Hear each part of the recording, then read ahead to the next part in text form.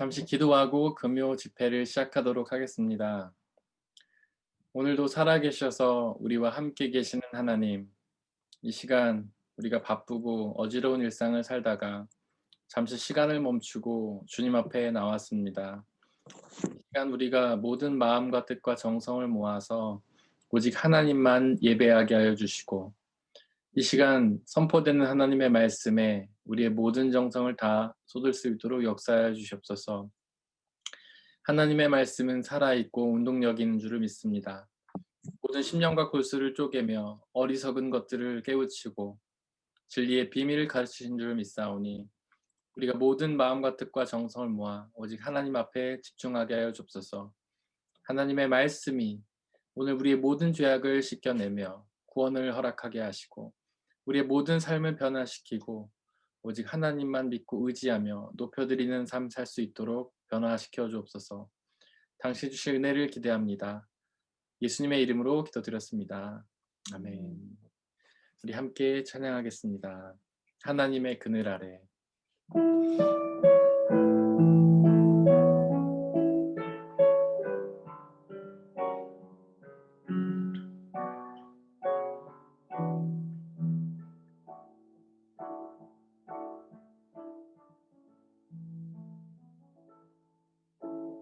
하나님의 그늘 아래 내 모든 것 다 내려놓고 나 잠잠히 주를 묵상하네. 그 놀라우신 은혜를 끝이 없는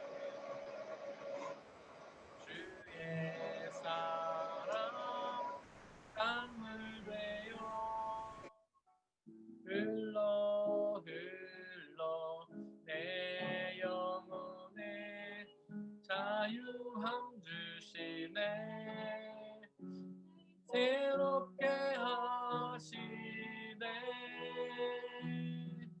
하나님 사랑, 그 사랑 날 자유케 하네.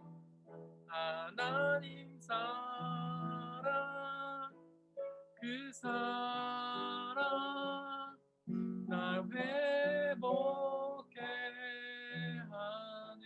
하나님의 그늘 아래, 하나님의 그늘 아래 내 모든 것 다 내려놓고 나 잠잠히 주를 묵상하네. 그 놀라우신 은혜를 끝이 없는 주의 사랑 강물 되어 흘러 흘러 내 영혼에 자유함 주시네.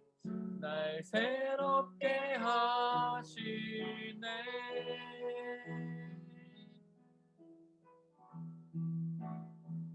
하나님 사랑, 그 사랑 날 자유케 하네. 하나님 사랑, 그 사랑 날 회복케 하네. 하나님의 그늘 아래, 하나님의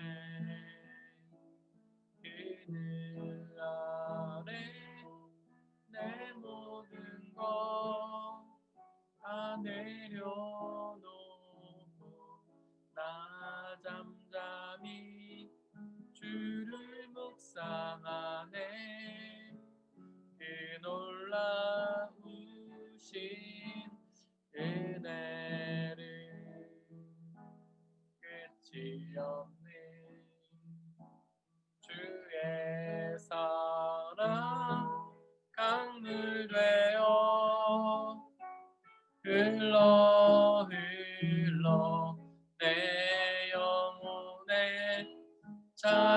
소망 주시네. 날 새롭게 하시네.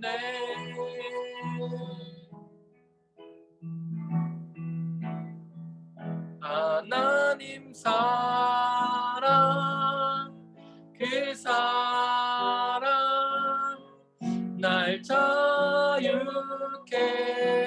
하네. 하나님 사랑, 그 사랑 날 회복해 하네. 하나님 사랑, 하나님 사랑, 그 사랑 날 자유케 하네. 하나님 사랑, 그 사랑 날 회복해 하네. 하나님 사랑, 하나님 사랑, 그 사랑 날 자유케 하네. 하나님 사랑, 그 사랑 날 회복해 하네. 우리가 우리의 모든 마음과 뜻과 정성을 오직 하나님께로 올려드리면 그 하나님의 말씀과 은혜가 우리 속에 흘러 넘쳐서 우리의 영혼을 회복시키고 우리 아픈 마음을 치유하며 참된 평화와 기쁨을 주시는 줄을 믿습니다. 만약에 우리가 그 평화와 자유와 기쁨을 누리고 있지 못하다면 우리의 마음이 하나님으로 채워져 있지 않기 때문입니다. 하나님이 아닌 다른 세상의 가치들로 채워져 있기 때문입니다. 우리가 오직 하나님의 말씀으로 우리의 마음을 채울 때에 놀라운 평안과 기쁨을 누리게 될 줄을 믿습니다. 이 시간에 하나님께 있는 그 완전하고 영원한 평화, 완전하고 영원한 기쁨, 그리고 그 어떤 것에서 구속되지 않는 완전한 자유를 받아들이게 해달라고 이 시간에 함께 기도하겠습니다. 아버지 하나님, 이 세상을 살면서 우리 영혼이 얼마나 불안하고 염려 가운데 있으며 평안하지 못하고 슬픔 가운데 거하고 있습니까? 하나님, 우리 마음속에 오직 하나님을 채우기 원합니다. 하나님의 말씀을 채우길 원합니다. 당신의 말씀을 채울 때 우리가 온전히 하나님의 은혜와 능력으로 자유와 평안을 누리게 될 줄을 믿습니다. 우리에겐 당신의 그 평안이 필요합니다. 우리에겐 당신의 그 사랑과 기쁨이 필요합니다. 아버지 하나님, 역사해 주시고 은혜 내려주시고 오직 아버지 하나님께 주시는 놀라운 은혜와 축복으로 우리가 하나님 날마다 매일의 삶 속에서 절대로 슬프거나 불안하거나 두려워하지 아니하고 주님 주시는 놀라운 평안과 기쁨을 항상 누리며 살아갈 수 있도록 아버지 하나님 역사해 주옵소서. 성령 하나님 임하여 주시옵소서. 하나님만 바라보 나갈 수 있는 은혜를 주시기 원합니다. 당신에게 있는 놀라운 기쁨과 축복이 늘 함께할 수 있도록 아버지 하나님 역사하여 주시고 은혜를 주시옵소서. 성령 하나님 우리와 함께하여 주시고 인도하여 주시옵소서. 강물같이 흐르는 기쁨을 우리가 받아들일 수 있도록 아버지 하나님 역사하여 주시옵소서.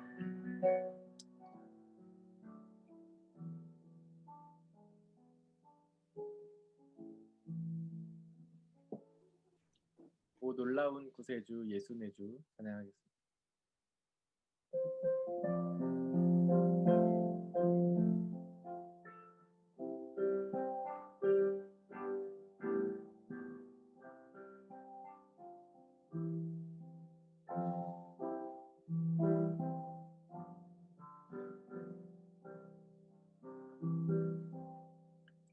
오 놀라운 구세주 예수 내 주 참 능력의 주시로다.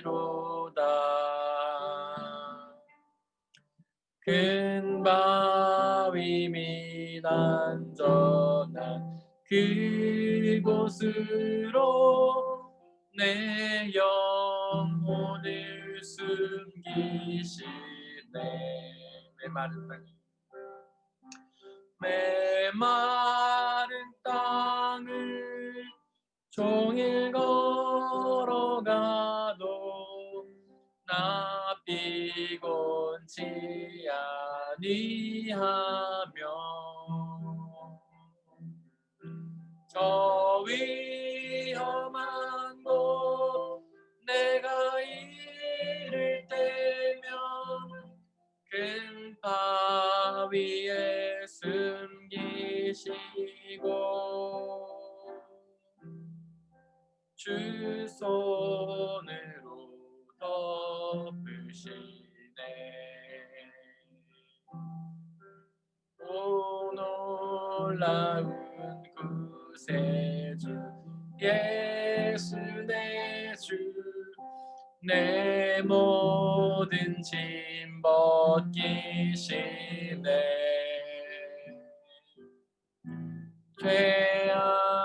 죄악에서 날 끌어 올리시며 또 나에게 힘 주시네. 메마른 땅을 종일 걸어가도 나 피곤치 아니하며 저 위험한 곳 내가 이를 때면 큰 바위에 숨기시고 주 손으로 덮으시네. 증량 못할 은혜로 채우시며 늘 성령의 감화 주사 큰 기쁨 중 주님을 찬양토록 내 믿음을 도우시네. 메마른 땅을 종일 걸어가도 나 피곤치 아니하며 저 위험한 곳 내가 이를 때면 큰 바위에 숨기시고 주 손으로 덮으시네. 주 예수님 공중에 임하실 때 나 일어나 맞이하리. 그 구원의 은총을 노래하리. 저 천군과 천사 함께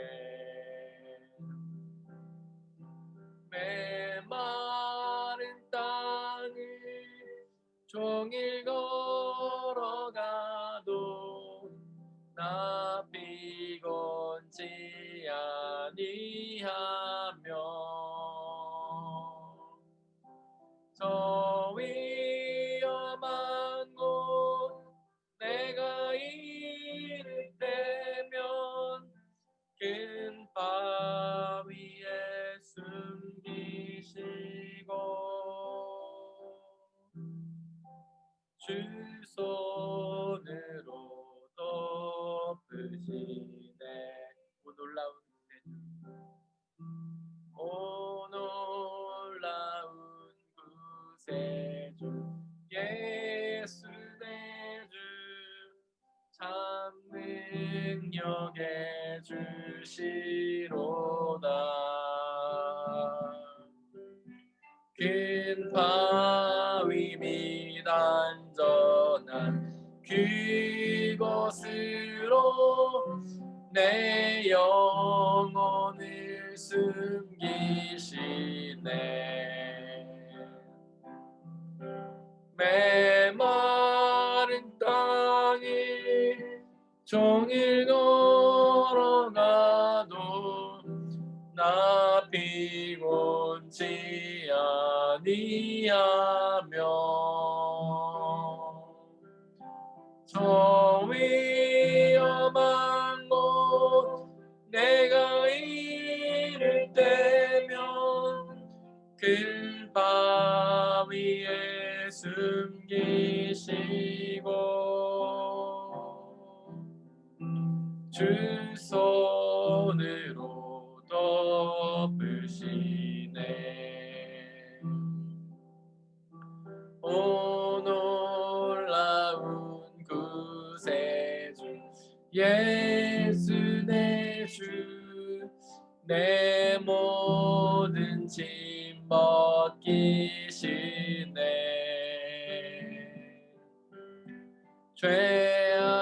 죄악에서 날 끌어 올리시며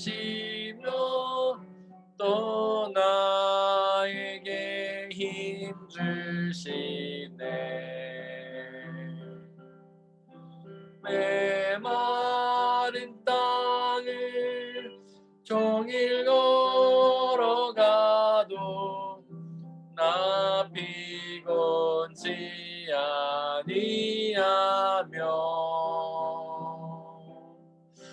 저 위험한 곳 내가 이를 때면 큰 바위에 숨기시고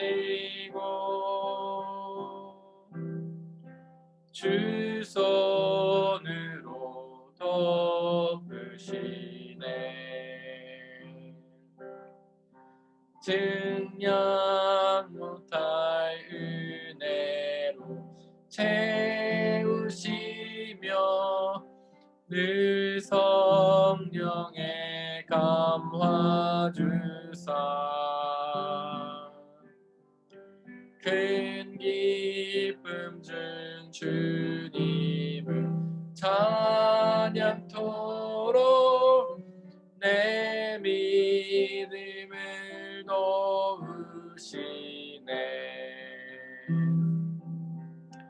메마른 땅을 종일 걸어가도 나 피곤치 아니하며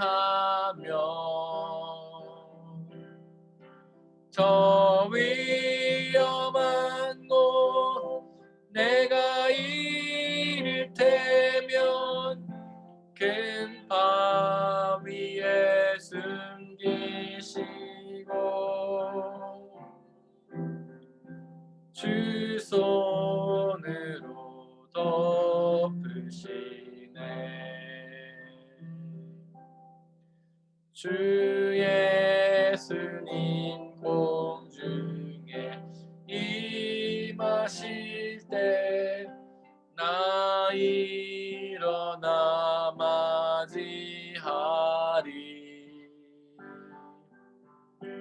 그 구원의 은총을 노래하리. 저 천군과 천사 함께 메마른 땅을 종일 걸어가도 나 피곤치 아니하며 저 위험한 곳 내가 이를 때면 큰 바위에 숨기시고 주 손으로 덮으시네. 은혜로만 들어가니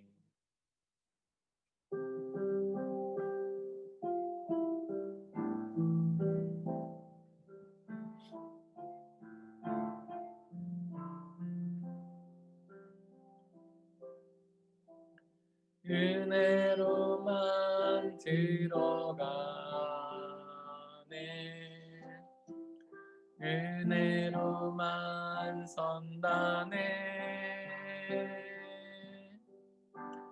그분의 임이 아닌 어린 양의 보혈로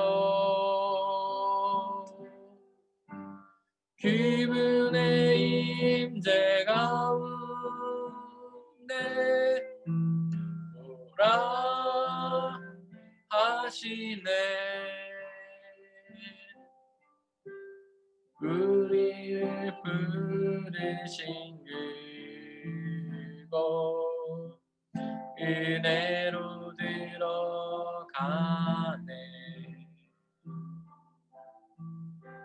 주님의 그 은혜로만 들어가네. 은혜로만 들어가네. 은혜로만 선다네. 우리의 노력이 아닌 어린 양의 보혈로 그분의 임재 가운데 오라 하시네.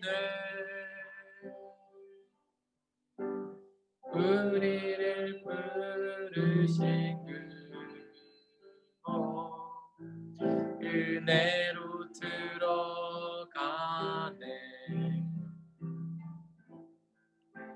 주님의 그 은혜 범죄한 우리가 어찌 서리요. 범죄한 우리가 어찌 서리요.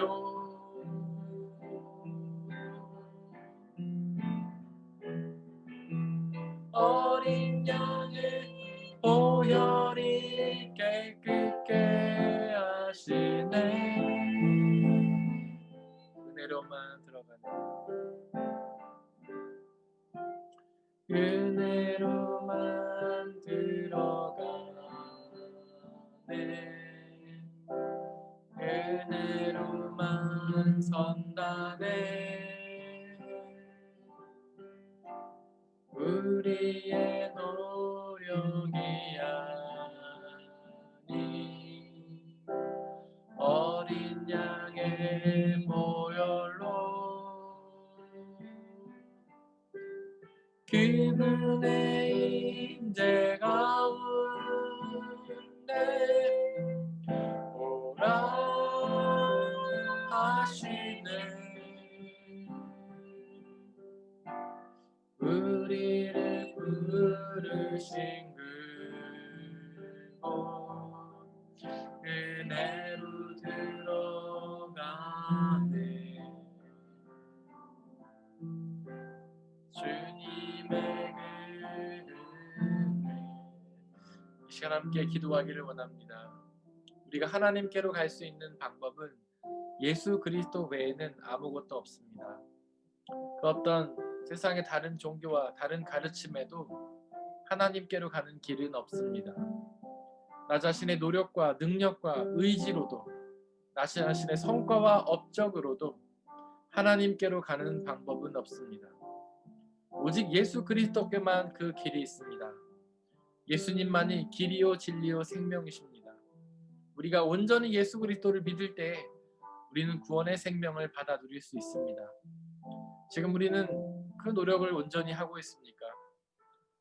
예수 그리스도를 믿으려는 노력을 온전히 하고 있습니까? 예수 그리스도의 길로 가려는 노력만을 온전히 하고 있습니까?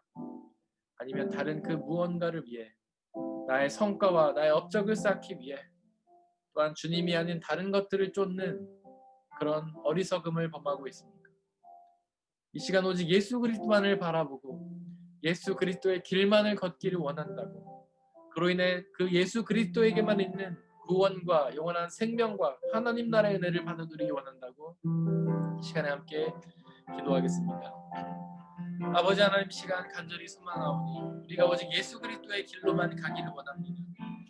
구원의 길이 오직 예수님께만 있다는 사실을 입술로는 고백하면서도 우리는 온전히 그 길을 걷지 못하고 다른 길로 향할 때가 얼마나 많은지 아버지 하나님, 시간 간절히 기도하며 소망하오니 우리가 오직 예수 그리스도라는 길로 걸을 수 있도록 역사해 주옵소서. 오직 예수 그리스도께만 우리의 모든 마음과 뜻과 정성을 쏟아 예수 그리스도만을 받아보고 그분만을 믿고 의지하며 나갈 수 있도록 아버지 하나님 역사해 주옵소서. 성령 하나님 은혜 내려주시고 하나님만 바라보며 의지하며 나갈 수 있는 놀라운 은혜가 우리 가운데 있기를 아버지 역사해 주옵소서. 우리는 어리석고 우둔하여서 하나님을 찾지 못하고 다른 것을 찾아 헤맬 때가 얼마나 많습니까? 아버지 하나님, 그러나 역사해 주시고 인도해 주셔서 우리가 오직 예수 그리스도만을 바라보며 나갈 수 있는 놀라운 은혜로 저희를 채워주시고 저희를 이끌어 주옵소서. 오직 예수 그리스도만 바라보며 나아갈 수 있도록 역사해 주시고 그로 인해 영원한 생명의 은혜를 받아 누릴 수 있도록 은혜 내려 주시옵소서.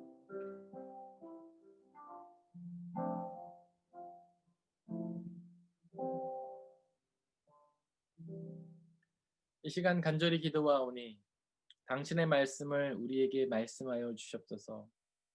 우리의 생명에 영원한 생명으로 이끌 우리의 세상을 향한 눈이 하나님께로만 고정될 수 있는, 또 우리의 모든 삶이 변화될 수 있는 놀라운 말씀으로 우리를 변화시켜 주시옵소서. 성령 하나님 역사해 주시고 말씀이 온전히 선포되고 우리 마음 가운데 온전히 심겨져서 귀한 영생의 열매 맺을 수 있도록 은혜 내려 주옵소서. 감사합니다. 예수님의 이름으로 기도드렸습니다. 아멘. 이 시간에 함께 말씀을 나누려고 합니다. 저희가 계속해서 4장 말씀을, 욥기서 4장 말씀을 나누고 있는데요. 지난주에 했던 7절 말씀 잠깐 우리가 돌아보고 가려고 합니다. 그 4장 말씀은 계속해서 욥의 친구인 엘리바스의 이야기입니다. 욥의 고난을 보고 또한 욥의 그 고난에 대한 어떤 자신의 고백, 독백을 듣고 나서 엘리바스가 지금 대답하면서 그를 가르치고 있는 장면이죠.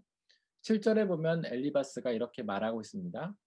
죄 없는 사람이 망한 일이 있더냐, 정직한 사람이 멸망한 일이 있더냐, 이렇게 말하고 있죠. 즉 죄를 지으면 망하고 정직하지 않은 사람은 망한다, 이런 뜻이죠. 이 말씀은 제가 두 가지 오류가 있다고 제가 말씀을 드렸습니다. 이 말을 하면서 엘리바스는 두 가지 오류를 범한 것이죠. 첫 번째로는 사람의 지혜에 갇힌 대답이었습니다. 지난주에 설명을 드렸지만 사람의 지혜 전통이라는 것은 어떤 사람들이 생각하는 생각의 모음이죠. 우리가 그것을 고정관념이라고도 부르고 상식이라고도 부르고 시대정신이라고도 부르고 패러다임이라고도 부른다고 말씀을 드렸습니다. 이런 사람들의 어떤 지혜 전통의 모임 속에는 뭐가 있냐면 바로 인과응보와 권선징악의 사상이 있죠. 이거는 뭐 사실 단순히 과거뿐 아니라 오늘날에도 여전히 존재하고 문화와 종교를 넘나들면서 존재하는 것입니다. 착한 일을 하면 복을 받고 악한 일을 하면 벌을 받는다. 그게 이제 인과응보 권선징악이죠. 바로 이 틀에 맞춰서 지금 엘리바스가 대답을 한 것입니다. 이거는 뭐 아마 제가 생각할 때는 사람의 지혜 전통 중에서 가장 많은 사람들이 공유하고 있는 지혜 전통이 아닌가 싶어요. 그런데 중요한 것은 이런 사람의 지혜 전통이 아무리 많은 사람이 공유하고 있다고 하더라도 옳은 건 아니라는 것이죠. 옳을 때도 있지만 옳지 않을 때도 많다는 겁니다. 그렇잖아요. 우리가 주위에서 흔히 보지 않습니까? 착한 사람이 다 잘 되고 악한 사람들이 다 벌을 받지는 않잖아요. 그냥 상식적으로 봐도 그렇지 않습니까? 그러니까 이거는 조금만 우리가 생각해 보면 틀리다는 걸 알 수가 있어요. 우리가 잘 알듯이 대기업 그 오너들, CEO들 이런 사람들은 아무리 큰 죄를 지어도 감옥에 뭐 잠깐 갔다 오잖아요. 근데 최근에 그 코로나 장발장이라는 이야기 들어보셨는지 모르겠어요. 어떤 사람이 코로나 때 너무 배가 고프고 수입도 없고 그래 가지고 계란 한 판을 훔쳤대요. 계란 한 판. 그래서 징역 1년을 선고받았다고 하고 그 사람은 실형을 받고 있습니다. 물론 전과가 구범이긴 합니다. 그 사람이 비슷한 종류의 잘못을 9번 하긴 했어요. 그러니까 그 사람은 뭔가 위기에 닥치면은 훔치는 그런 버릇이 있는 거죠. 그러니까 이 코로나라는 위기가 닥치니까 그는 또 계란 한 판을 훔쳤던 거예요. 그러니까 원래부터 나쁜 뭐 도둑이라기보다는 어떤 위기가 닥치면 그 사람은 그 방법밖에 쓸 수는 없다는 겁니다. 어쨌거나 대기업 총수는 몇십 조 뭐 이런 그 큰 금액을 어 이렇게 빚을 지게 하고 손해를 보게 하면서도 수많은 그 사람 그 대기업 총수 때문에 국가가 손해를 보고 수많은 개미 투자자들이 손해보고 했어도 잠깐 감옥에 갔다 오면 끝납니다. 그러나 이 코로나 장발장은 배가 고파서 계란 한 판 훔쳐 가지고 감옥에 가서 1년 살고 이걸 보면 인과응보는 틀렸죠. 권선징악이 아니죠. 이래야 맞습니다. 죄를 지어도 돈이 많으면 벌을 받지 않고 죄를 지어도 돈이 없으면 벌을 받는다. 이런 식으로 고쳐야 되지 않겠습니까? 그러니까 사람의 지혜 전통이라는 게 맞지 않는다는 거죠. 제가 아까 언급한 뭐 사람의 지혜 전통, 고정관념, 상식, 시대정신, 패러다임 이런 것들이 이제 다 사람의 지혜 전통이라고 제가 말씀드렸는데 이런 것들은 다 불완전해요. 언제든 깨질 수 있습니다. 뭐 어느 정도는 맞지만 어느 정도는 틀려요. 또 유한합니다. 어느 시대는 맞지만 어느 시대가 지나면 맞지 않아요. 예를 들면 지금의 시대 정신, 지금 사람들의 지혜 전통, 지금의 패러다임 뭡니까? 자본주의 시대죠. 지금은 모든 사람들이 자본주의 시대라는 어떤 자본주의 정신이라는 것에 갇혀 살아가고 있습니다. 우리도 마찬가지죠. 그냥 돈을 벌고 사는 걸 너무 당연하게 생각해요. 그래서 돈을 벌어야 된다는 생각으로 사는데 그것을 위해 학교도 가고 열심히 취업도 하고 돈도 모으고 연금도 가입하고 뭐 그럽니다. 그냥 돈을 모으기 위해 가장 중요한 목적을 들고 살아가죠. 근데 원래 사람이 그런 존재가 아닌 거예요. 단순히 이 시대 정신이 그렇다는 겁니다. 과거는 어떤 시대 정신이었습니까? 봉건주의 시대 때는 그냥 노예는 열심히 '아 내가 태어난 게 노예인가 보다.' 하고 열심히 일을 했고 '아 주인은 내가 주인으로 태어났으니 누리며 살아야지.' 그냥 당연하게 여겼어요. 노예는 이름도 없고 사람으로서 인권을 못 누리고 맨날 폭력을 당하고 열심히 일해도 아무것도 얻지 못해도 '아 그런가 보다.' 그 당시 시대 정신에 갇혀 살았던 것이죠. 어쨌든 이런 것들은 완전하지 않다는 겁니다. 그냥 사람의 지전통이라는 건 불완전하다는 거예요. 근데 이런 죄송합니다. 제가 요즘 알레르기가 심해 가지고 목이 심하게 갑자기 기침이 나거나 가려울 때가 있어요. 죄송합니다. 이런 고정관념에 사로잡히면 다른 것들이 잘 보이지가 않습니다. 그냥 거기 갇혀서 그것만 보이는 거예요. 다른 말도 잘 들리지 않죠. 자기 생각이 옳다고 생각해요. 지금 이 엘리바스가 그런 한계에 갇혀 있는 것이죠. 지금 사람의 지혜 전통에 갇혀서 권선지강이라는 틀 안에 갇혀서 모든 것을 해석합니다. 하나님은 욥이 죄가 없다고 판단하셨지만 엘리바스는 그냥 그의 겉모습만 보고 그의 마음을 볼 생각도 못하고 그냥 그는 자기가 생각하는 사람의 지혜 전통, 고정관념에 갇혀서 에이 그 사람 죄를 지었을 거라고 판단해 버리는 거죠. 우리도 이런 판단할 때가 되게 많다는 겁니다. 우리는요. 이렇게 권선징악이나 인과응보처럼 많은 사람들이 공유하는 사람의 지혜 전통을 갖고 있기도 하지만 그냥 우리가 속한 공동체에만 속한 사람의 지혜 전통도 갖고 있어요. 우리 가족만 갖고 있는 사람의 지혜 전통도 있어요. 나 자신만 갖고 있는 지혜 전통도 있어요. 예를 들어서 저희 집 같은 경우에는 밤에 일찍 자고 낮에 일찍 일어나고 하루를 탁탁탁 계획해서 움직이는 거를 당연시하며 살아왔습니다. 저는 태어나서 얼마 지나지 않아서부터 그렇게 살아왔어요. 저희 어머니 아버지가 다 그러시거든요. 10시 되면 딱 주무시고 새벽같이 일어나시고 하루를 딱딱딱 계획해 가셔 가지고 그렇게 지내세요. 아침에 일어나면 화장실 가는 순서도 우린 정해져 있어요. 뭐 제일 빨리 일어나는 뭐 제가 1 번, 아버지가 2 번, 어머니가 3 번. 고대로 딱딱딱 10 분, 20분 딱딱 정해진 대로 그대로 화장실도 갑니다. 아침도 7 시에 먹고 12 시에 먹고 6 시에 먹고 거기서 오차가 없어요. 딱 그 시간에 먹어요. 그리고 뭐 아침에 오늘 하루 종일 만약에 가족들이 여행을 가기로 했으면 계획을 아버지가 말씀하십니다. "야 몇 시에 어딜 도착해서 어디 가서 구경을 하고 어디 가서 밥을 먹고 저녁 몇 시에 온다." 그러면은 그대로 진행하는 거예요. 특별한 사고가 없으면 뭐 차가 너무 막힌다든가 뭐 이런 식의 문제만 없다면 그대로 하는 겁니다. 저는 그런 데서 살아왔어요. 저는 모든 사람들이 다 그렇게 생각하는 줄 알았어요. 근데 알고 봤더니 그게 우리 가족들만의 사람의 지혜 전통이더라고요. 제가 다른 곳에 가서 다른 사람들하고 지내보니까 그렇지가 않은 거예요, 사람들은. 어떤 사람들은 되게 자유롭게 살아요. 잠도 자고 싶을 때 자고 일어나고 싶을 때 일어나고 밥도 먹고 싶을 때 먹고. 뭐가 옳을까요? 누가 옳습니까? 저희 집안이 볼 때는 그렇게 자유롭게 생활하는 사람이 잘못됐죠. 근데 그 사람들이 볼 때는 우리가 잘못된 거예요. 그 사람들의 지혜 전통으로 볼 때는 우리 집안이 이상한 겁니다. '아 왜 이렇게 인생을 답답하게 살아. 저렇게 딱 정해진 대로 살면 얼마나 인생이 재미없어.' 이렇게 생각할 거 아니겠습니까? 그러니까 사람의 지혜 전통이라는 거는 불완전하고 잘못됐기 때문에 그것을 고집하면 서로 갈등을 일으키고 싸울 수밖에 없다는 거예요. 지금 엘리바스가 이제 계속해서 이런 문제 제기를 하는데 욥이 나중에 또 반론을 제기합니다. 서로 계속해서 다퉈요. 그리고 그 뒤에 뭐 소발, 빌닷, 엘리후 이런 친구들과도 계속해서 다툽니다. 38장까지 계속 욥은 친구들과 다퉈요. 왜냐하면 각자가 가진 사람의 지혜 전통으로 남을 판단하니까 서로 부딪힐 수밖에 없는 것이죠. 또한 7절에서 엘리바스는 두 번째 오류를 범합니다. 첫 번째는 사람의 지혜 전통에 갇힌 대답을 하는 것이 엘리바스가 범한 오류였고, 두 번째 오류는요. 죄 없음과 정직을 동일시한 오류죠. 그러니까 죄 없음이라는 게 이제 성경에서 죄는 믿지 않은 불신앙을 의미하니까 죄 없음은 신앙을 의미하겠죠. 믿음.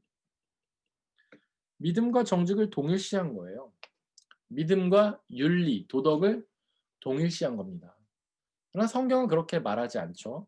신앙과 도덕은 완전히 다른 차원이라고 할 수는 없지만 그래도 별개의 것입니다. 우리는 이런 질문을 할 수가 있죠. 믿음이 좋은 사람은 도덕적으로 살아야 되지 않습니까? 맞습니다. 그런데 믿음이 좋다고 해서 무조건 도덕적인 건 아니에요. 믿음이 좋다고 해서 부도덕할 수도 있습니다. 반대로 믿음이 없다고 해서 도덕적이지 않은 것도 아니죠. 믿음이 없지만 도덕적일 수도 있어요. 이거는 별로 중요하지 않습니다. 근데 우리는 믿음과 도덕을 이 엘리바스처럼 동일시 여길 때가 굉장히 많단 말이죠. 그래서 세상에서 어떤 사람들이 윤리적으로 도덕적인 잘못을 범하면 막 손가락질을 하면서 "어떻게 믿는 사람들이 저렇게 살 수 있냐?"라고 얘기합니다. 이거는 신앙과 도덕을 동일시하는 오류예요. 별개의 것이라는 겁니다. 도덕적이지 못해도 믿음이 있을 수 있다는 거죠. 그 C.S. 루이스가 순전한 기독교에서 이 비슷한 얘기를 이걸 좀 보충해서 설명을 합니다. 그런 거예요. 어떤 사람이 굉장히 부도덕한 집안에서 태어났는데 신앙을 가졌어요. 신앙을 가지고 그는 도덕적으로 돼 보려고 노력을 했습니다. 그래도 한계가 있다는 거예요. 완전히 도덕적일 수 없다는 거예요. 예를 들어서 마피아가 하나님을 믿었어요. 그리고 그가 도덕적인 존재로 되려고 노력합니다. 근데 하루아침에 막 성인군자처럼 될 수 있을까요? 그렇지 못하다는 거예요. 왜냐하면 그는 너무나 어렸을 때부터 그거를 보고 배워왔기 때문에. 그들에게는 마피아가 하는 나쁜 짓이 나쁜 짓이라는 인식조차 없는 거예요. 그러니까 도덕적으로 될 수 없다는 것이죠. 그렇기 때문에 우리는 신앙과 도덕을 동일시해서는 안 됩니다. 근데 오해는 하지 마시기 바랍니다. 신앙이 있어도 도덕과 상관이 없으니까 신앙이 있어도 부도덕하게 막 살란 뜻은 아닙니다. 그러면 안 되죠. 최대한 우리가 도덕적으로 살려고 노력은 해야 됩니다. 그러나 안 되는 부분도 있다는 것을 우리가 알아야 된다는 사실이죠. 자, 8절 말씀 한번 보겠습니다. 8절에서 엘리바스는 이렇게 말해요. 악을 갈아 재난을 뿌리는 자는 그대로 거두더라. 이게 뭡니까? 악을 행하니까 재난을 당한다. 악을 행하니까 고난을 당한다 이런 말이죠. 권선징악이에요. 인과응보죠. 이거는 속담이에요. 속담. 또 9절에는 어떤 말씀이 있냐면 모두 하나님의 입김에 쓸려가고 그의 콧김에 날려갈 것들이다. 근데 이것만 보면은 마치 그 모든 사람이 하나님 벌을 받는다 이렇게 이해할 수 있는데 사실 이것도 죄를 짓는다는 전제를 갖고 있어요. 그러니까 악한 자는 죄인은 하나님의 징벌 즉 고난을 당한다 이런 뜻이죠. 이것도 권선징악이에요. 9절 말씀도 속담입니다. 속담. 10절 말씀 사자의 울부짖음도 잠잠해지고 사나운 사자의 울부짖음도 그치는 날이 있다. 힘센 사자도 이빨이 부러진다. 그러니까 사자 같은 사람도 악을 행하면 그 울부짖음을 그치는 날이 있고 아무리 그가 힘이 세어도 이빨이 부러진 날이 있다. 그러니까 악을 행하면 벌을 받는다 이런 뜻이에요. 이것도 권선징악이에요. 이것도 속담이죠. 보면 11절 말씀 또 이렇죠. 사자도 늙어서 먹이를 잡지 못하면 어미를 따르는 새끼들이 뿔뿔이 흩어진다. 그러니까 먹이를 주지 못하면 새끼들이 흩어진다. 이것도 인과응보를 말하는 거죠. 원인이 있으면 결과가 있다는 거예요. 우리도 그렇게 생각하지 않습니까? 열심히 공부하면 성공, 공부하지 않으면 실패. 이게 인과응보죠. 사자가 먹이를 잡지 못하면 새끼들이 흩어진다. 이 인과응보예요. 근데 세상이라는 게 이렇게 인과응보대로 가지 않잖아요. 컴퓨터처럼 명령어 집어넣고 엔터 치면 그대로 답이 나오지 않잖아요. 세상은 그렇잖아요. 열심히 노력하면 우리가 좋은 결과를 항상 얻습니까? 그렇지 않을 때가 많잖아요. 세상에 그 수많은 운동선수, 성악가, 뭐 음악가가 있지만 그들이 다 열심히 하잖아요, 나름대로. 근데 모두가 전 세계의 톱이 됩니까? 그렇지는 않잖아요. 열심히 노력해도 잘 될 수도 있지만 잘 안 될 수도 있다는 얘기예요. 공부 열심히 하면 다 수석합니까? 공부 열심히 하면 다 서울대 가나요? 아니에요. 공부 열심히 해도 지방대 갈 수도 있습니다. 이거는 원인과 결과 별 상관이 없다는 거예요. 인생이라는 게. 우리가 조금만 생각해봐도 인과응보가 틀렸다는 사실 너무 잘 알 수 있습니다. 이것도 속담이에요. 속담. 우리나라에도 이런 비슷한 속담이 많죠. 뭐 아니 땐 굴뚝에 연기 나랴. 그러니까 뭔가를 뗐으니까 연기가 난다 이런 것이죠. 뭐 이거는 그 소문과 관련된 이야기이긴 하지만 그래도 원인과 결과가 있다는 거죠. 야, 누가 말했으니까 소문이 날 거 아니야. 이런 거죠. 그리고 사실이니까 그게 사실이니까 사람들이 얘기할 거 아니야. 이렇게 얘기하잖아요. 근데 사람들이 사실만 얘기합니까? 헛소문도 많잖아요. 아무리 사람들이 얘기했다고 해서 그게 진실은 아닌 겁니다. 또한 뿌린 대로 거둔다. 이런 말 있죠. 이거는 그 8절에 있는 말씀하고 비슷해요. 뿌린 대로 거둔다. 그러니까 이것도 인과응보를 말하는 거죠. 뭐 권선징악이라고도 할 수 있어요. 착한 일을 뿌리면 착한 일을 거두고 악한 일을 뿌리면 악한 일을 거두고 그리고 노력을 뿌리면 성과를 거두고 뭐 놀고 먹으면 실패하고 이런 뜻을 말하는 속담이죠. 그 다음에 우리나라 속담에는 이런 속담이 있어요. 콩 심은 데 콩나무, 팥 심은 데 팥난다. 이것도 인과응보를 말하는 것이죠. 열심히 하면 잘 되고 열심히 안 하면 잘못된다. 콩 심은 데 팥이 날 리 없고 팥 심은 데 콩이 날 리 없다. 이 말만 딱 들으면 되게 맞는 말 같죠. 근데 뭐 물론 그래요. 콩 심은 데 팥이 날 리는 없죠. 팥 심은 데 콩이 날 리는 없죠. 근데 그거는 자연 세계가 그런 거지 우리 인간 세계는 그렇지 않아요. 우리 인간들 중에서는 콩 심어도 팥 날 수 있습니다. 팥 심어도 콩 날 수 있어요. 열심히 안 했는데 운 좋아서 잘 되는 경우도 많고 열심히 해도 운 나빠서 안 되는 경우도 많습니다. 그러니까 이 속담은요. 모든 사람에게 공통적으로 적용할 수가 없는 거예요. 제가 여기 계속해서 속담이라는 말을 이렇게 썼는데 이 속담이라는 이 속담 속에 이 사람의 지혜 전통이 굉장히 많이 들어가 있습니다.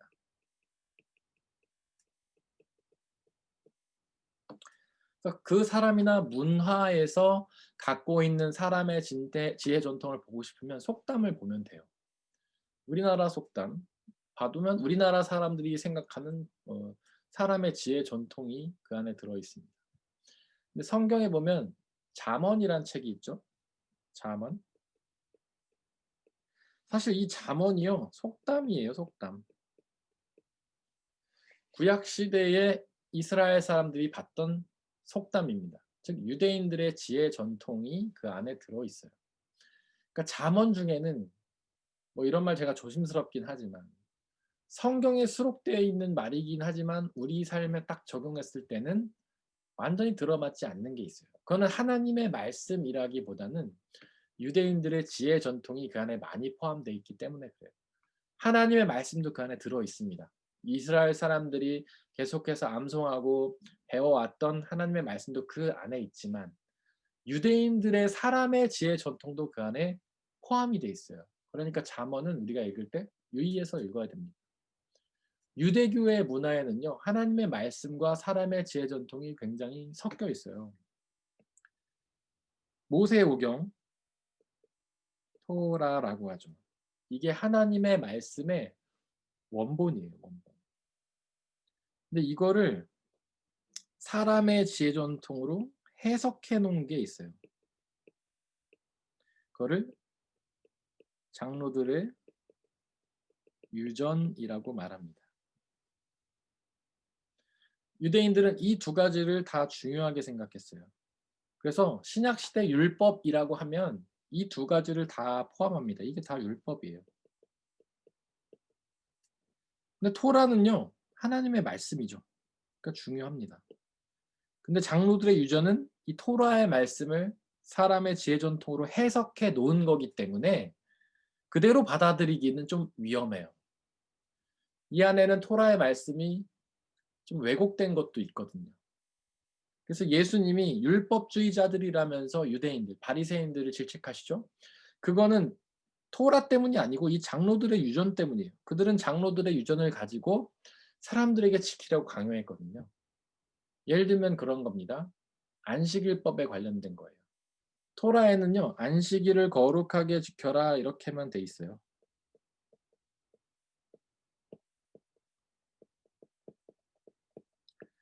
십계명의 5번째 계명이죠.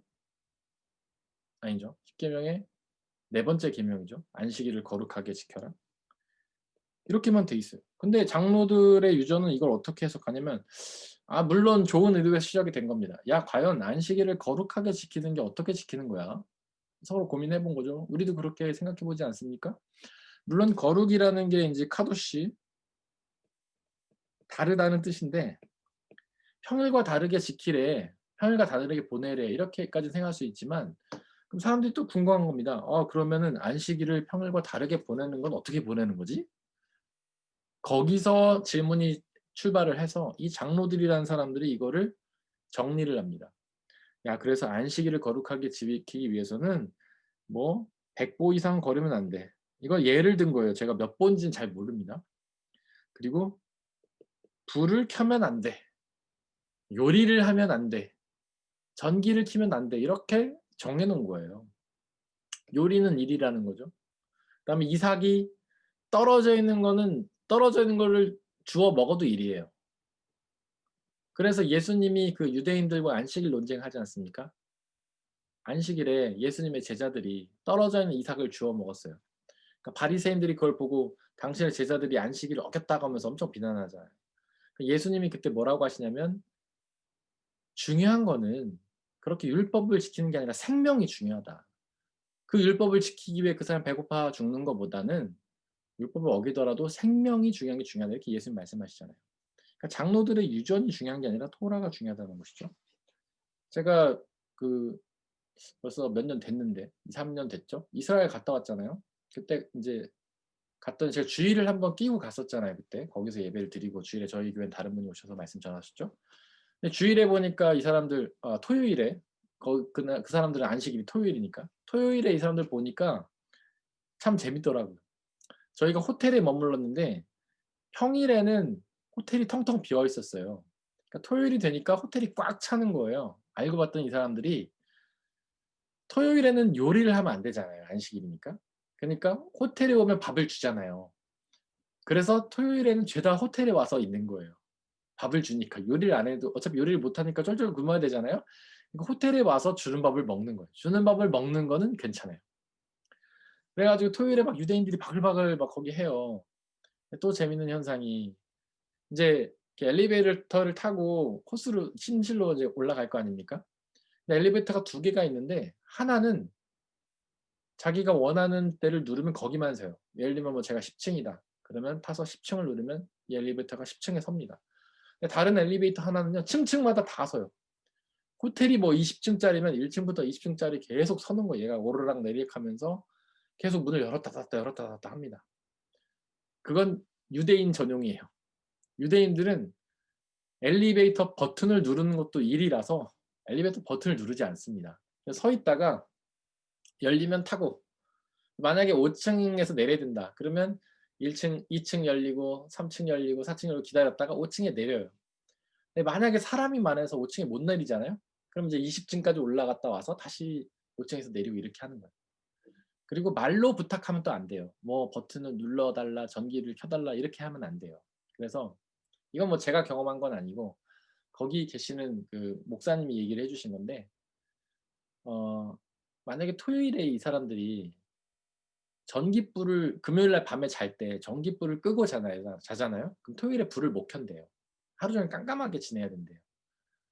그러면 토요일날 가끔 집에 찾아온대요. 근데 벨도 못 누르니까 집 앞에 서 있대요. 계속 누군가 나올 때까지. 누구 나오면은 뭔가 애절한 눈빛으로 이렇게 쳐다본대요. 그러면 아 뭔가 부탁이 있구나. 그러면 뭐 부탁이 있냐고 그러면 대답도 안 하고 이렇게 간대요. 그럼 쭉 따라가면은 그 전기 그 버튼 앞에 선대요.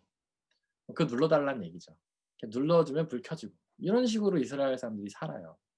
근데 그들이 지키는 건 뭐냐면 토라가 아니고 장로들의 유전이에요. 사람의 지혜 전통에 갇혀 사는 겁니다. 그 다음에 이제 유대인들이 지키는 건 탈무드라는 게 있습니다. 탈무드. 우리 탈무드 잘 알죠? 유대인들의 지혜서다 그래갖고 참고하는 경우가 많잖아요. 사실 이 탈무드도 유대인들의 지혜 전통이에요. 사람의 지혜 전통. 그러니까 그 탈무드가 100% 옳은 건 아닙니다. 옳은 것도 있고 옳지 않은 것도 있죠. 그렇다면 제가 앞에서 계속 말했지만 우리는 정말 뿌린 대로 거둘까요? 그런 경우도 있지만 그렇지 않은 경우도 많죠. 착한 일을 행하면 복을 받기도 하지만 착한 일을 행했는데 오히려 벌 받을 때도 많습니다. 뭐 우리나라에 보면 공익제보자 이런 사람들, 뭐 회사의 어떤 불이익들을 제가 제보했는데 오히려 나중에 회사에서 쫓겨나고 이런 일을 당하는 사람 있지 않습니까? 그 사람은 착한 일을 했는데 벌을 받았어요. 네. 옳지 않은 거죠. 뿌린 대로 거두지 않습니다. 악한 사람은 하나님께 벌을 받을까요? 그런 경우도 있겠지만 아닌 경우가 더 많습니다. 사실 하나님은 사람의 악하다고 해서 자연재해로 벌하지 않겠다고 이미 약속하셨어요. 언제냐면 바로 노아의 홍수 때.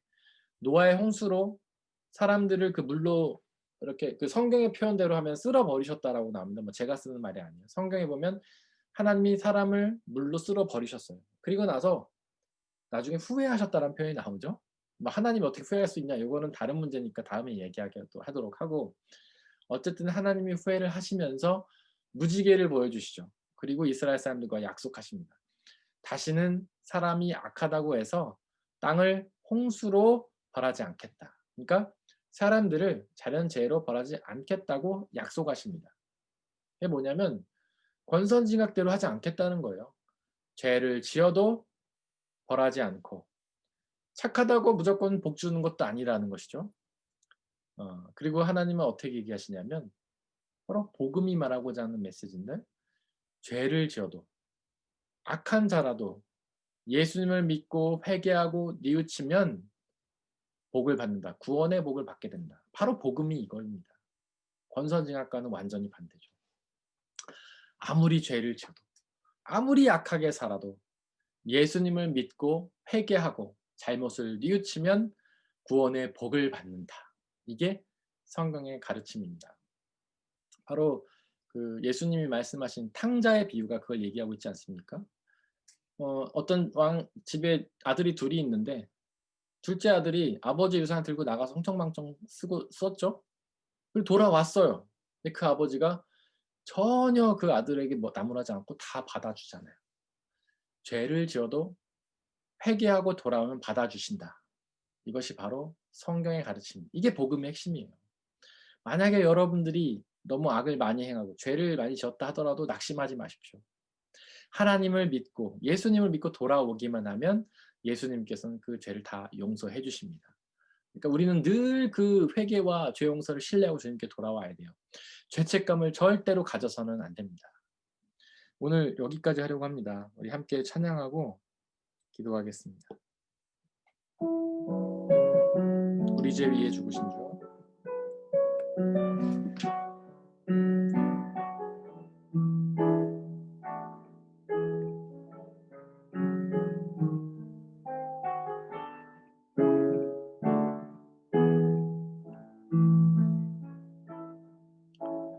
우리 죄 위에 죽으신 주.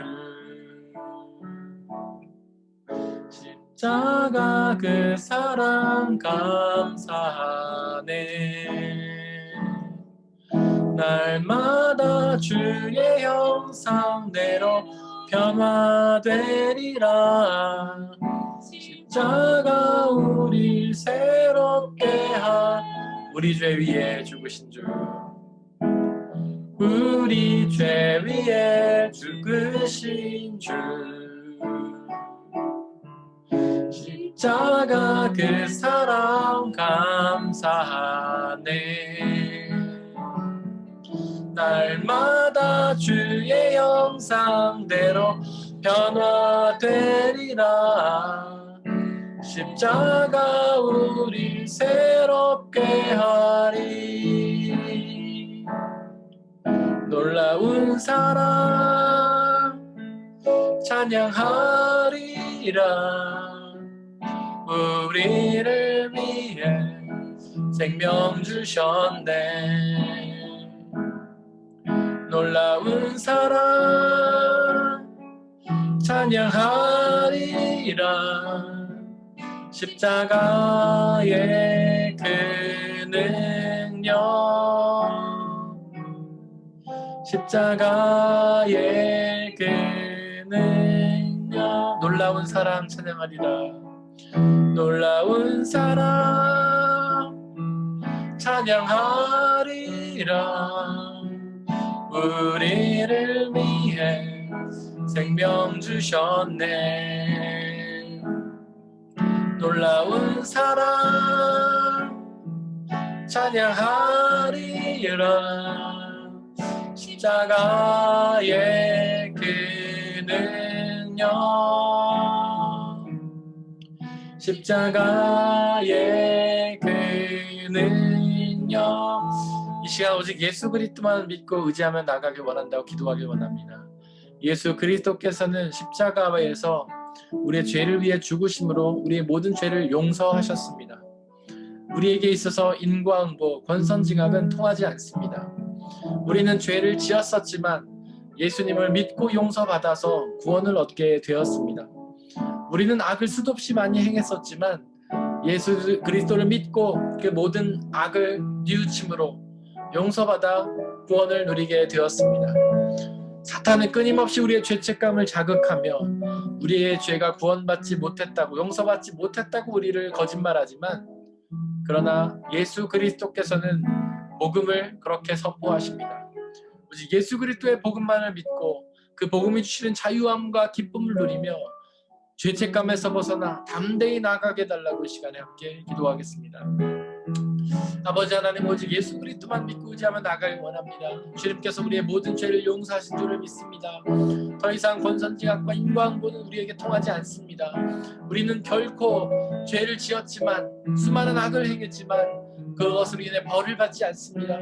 우리를 구원하신 하나님, 당신을 통하여 우리의 죄를 용서하신 우리 예수 그리스도를 통하여 우리는 영원한 생명을 얻고 주님 앞에 나아가게 될 것입니다. 우리는 비록 죄를 지었지만 용서받아 영원한 생명의 복을 누리게 될 것입니다. 날마다 그 사실을 믿고 그 사실을 통하여 구원의 기쁨과 자유와 행복을 누리며 살아갈 수 있도록 아버지 하나님 역사하여 주시옵소서.